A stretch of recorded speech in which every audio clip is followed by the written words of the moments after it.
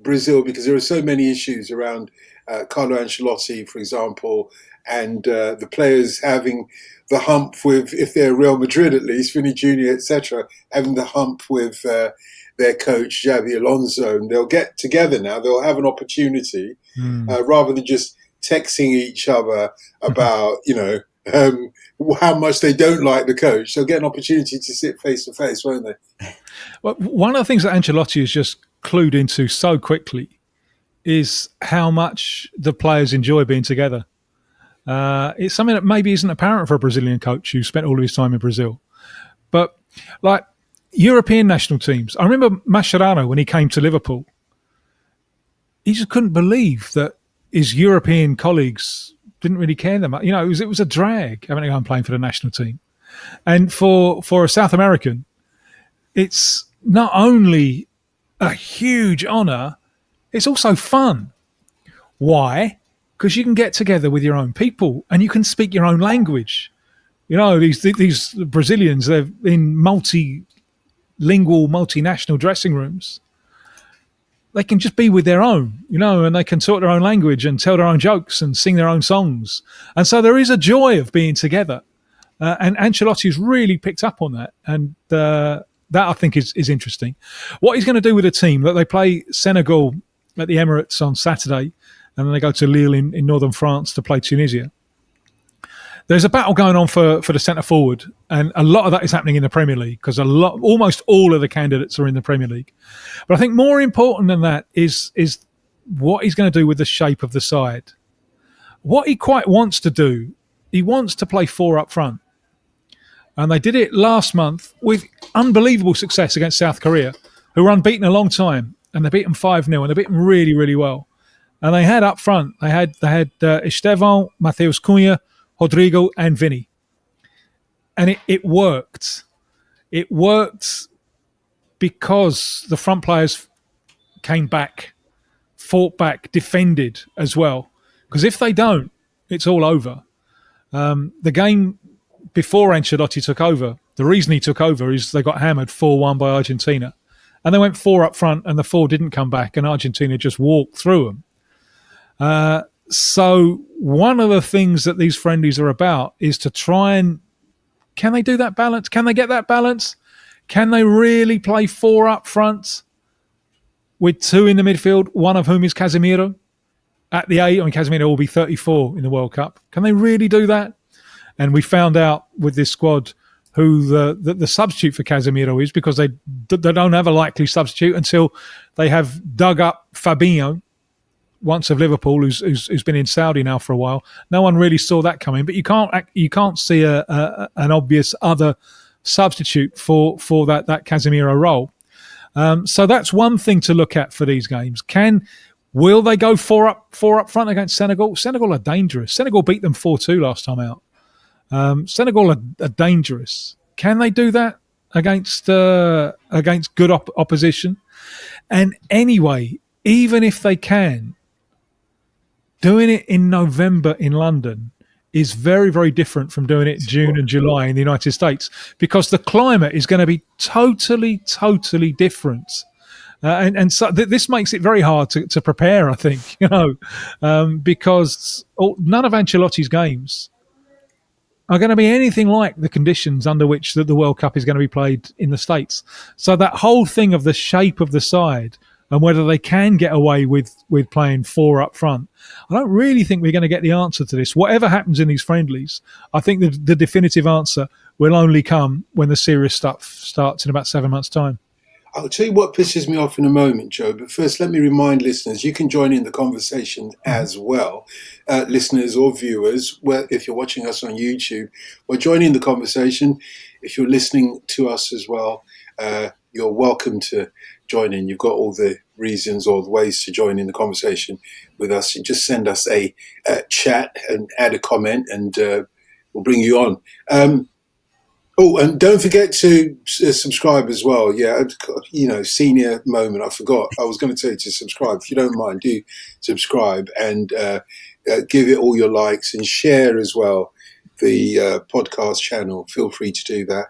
And of course, very crucially, do join our WhatsApp group as well, Brazilian Shirt Name Podcast WhatsApp group. Joe, this is what pisses me off. Guess where I'll be on Saturday? The Gambia.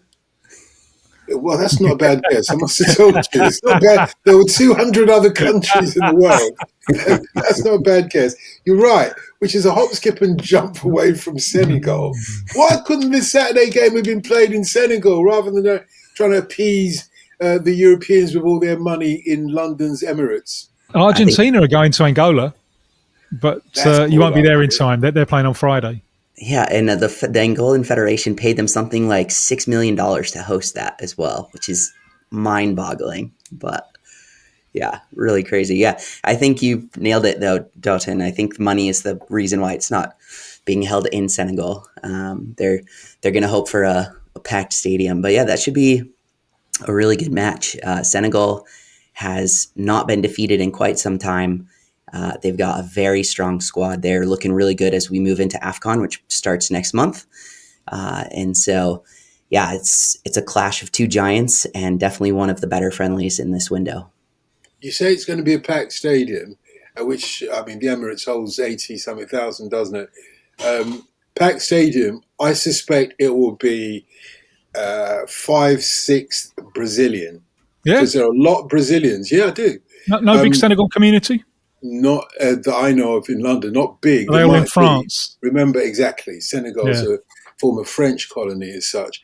So I think it will be overwhelmingly, Brazil, yellow and blues.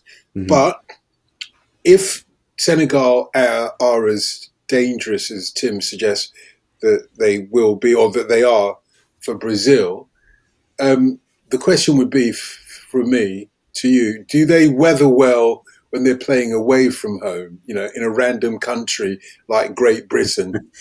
Yeah, that's a great question. And I would answer that with a yes. During qualifying, they held their own pretty well in other various African countries. So I don't think that's going to be as much of a variable as maybe it is for some other countries. And yeah, they're going to be well prepared going in. They have a good mentality. So yeah, it's going to be fun. Tim, this is what you call a friendly schmendly, isn't it? Should we just move on? Then? I don't think they are quite so much now, because this is build up to the World Cup. So I mean, let's take, say, Richarlison. He's got to produce. He's really got to produce, and his call up was really criticised in Brazil. Ancelotti likes him very much. They played together at Everton. There's even talk Ancelotti was going to try and take him to Real Madrid. And he's had 6 games as coach. Richarlison has played in all of them. Started 2 off the bench in 4. And he's not doing anything that justifies this. He's been given every opportunity. But if he doesn't produce the goods, either for Brazil now or very soon for that fabulous club that he plays for, it's just not going to be possible to have him around anymore. So he's got to produce.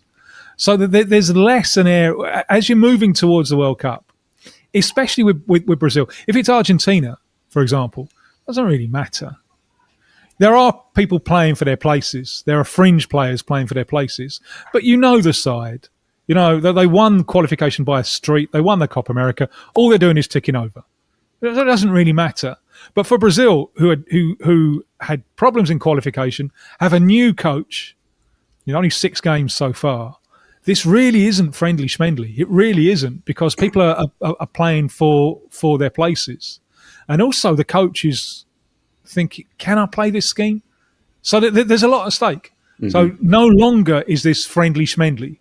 This is something which is now more approximating the real thing. Now that means, it still means that in the last few minutes, it can become a substitutes parade, and you lose order and discipline, and the last few minutes then becomes a friendly schmendly, doesn't it? Then it crosses the line from being a kind of real friendly to being friendly schmendly, as you so magnificently put it. Well, you go ahead, John. Well, I was just going to say, so on the flip side of that, for Senegal, I think a lot of listeners will probably be familiar with like Nicholas Jackson, players like Sadio Mane, obviously, and those are important players. I think for Senegal, the player that you should really look for, because he's the one that oftentimes really makes the offense tick now in this Senegal squad is actually not Mane, although he's very important. It's Iliman Ndaiye, who plays at Everton. He's Good. key to this attack. He's good. He's proper skillful dribbler. Yeah, amazing player. Everything. Yeah, so he's one to look out for in that match for sure. But yeah, there's others as well in the Senegal squad that just like Tim was mentioning, they're going to be tinkering and there may be some changes. So it'll be interesting to see what kind of lineup he trots out for this match. And usually for the African teams, they're really up for a Brazil game. They're really up for it. Do you remember the World Cup when Cameroon, in order to qualify, they needed last group game. They needed to beat Brazil by 2 goals. Brazil had already qualified. Cameroon needed a 2-goal victory, and they scored the first goal of the game at the end. They only got 2 or 3 minutes left. Yeah, and they didn't care about scoring the second one and qualifying. Abubakar, who scored the goal, got a red card because he was on a yellow and he took his shirt off and celebrated. And just beating, but that's enough. We don't need to qualify. We've done it. We've won our World Cup. And often you get that with the African sides. They're really up for Brazil. Yes, absolutely.